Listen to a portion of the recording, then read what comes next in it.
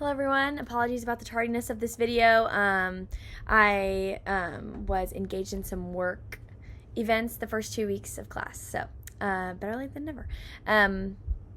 When I was considering this question, how do I define abnormality, kind of based on faith and assumption and things like that, the debate or thought process of objectivity versus subjectivity really came to my mind when I was considering what do we consider abnormal. It's easy to say at the start that, oh, it's very subjective because it might vary based on your social, cultural context.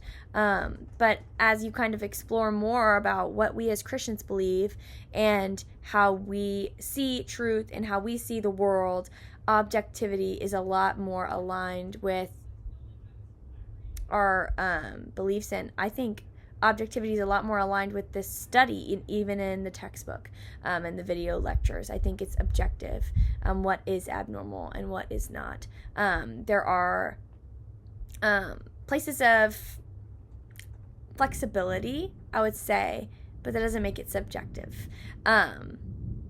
So just as we have a truth that there is one Christ, one God, and he sent his son to rise again on the third day and save us from our transgressions. There's also a truth in things of this life that we might not be able to explain easily.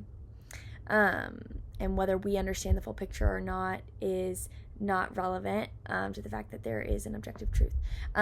Okay, referencing the video lectures, there are clearly defined standards or factors that go into defining someone's behavior or behavior pattern as abnormal. Referencing the textbook, they have 4 notable factors that they list. The first one is distress. This one is quite interesting to me because the person needs to recognize they are uncomfortable. They want to change. They're not satisfied with their current living situation or their behavior pattern. They want to change. They are in distress. Maybe they don't even understand that they want to change, but they are in distress. They are living a life that is unsatisfactory and they are uncomfortable. That's very interesting to me. The second one is deviance.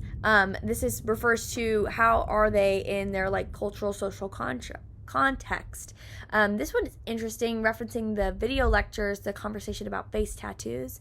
I found it really interesting how the woman on the right, I believe, face tattoos are very normal in her social context, her cultural context. And so, no, she's not deviating from the social norms in her culture. But you take Post Malone, he is and knows he is deviating from the social norms of his culture context. Anyway, so deviance.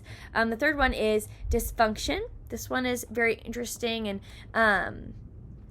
I think the book kind of defines it interestingly, kind of relationship to your role in your life. Are you dysfunctional in your job, in your relationship with others? Is it notable that you are having dysfunction in your role in your life?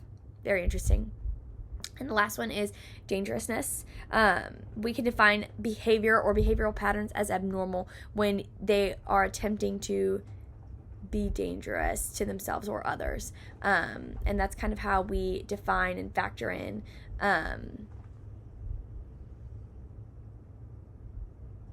kind of abnormality and strange behavior as defined by the textbook.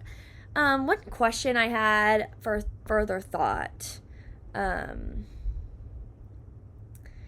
is just because I did have this question, just because an individual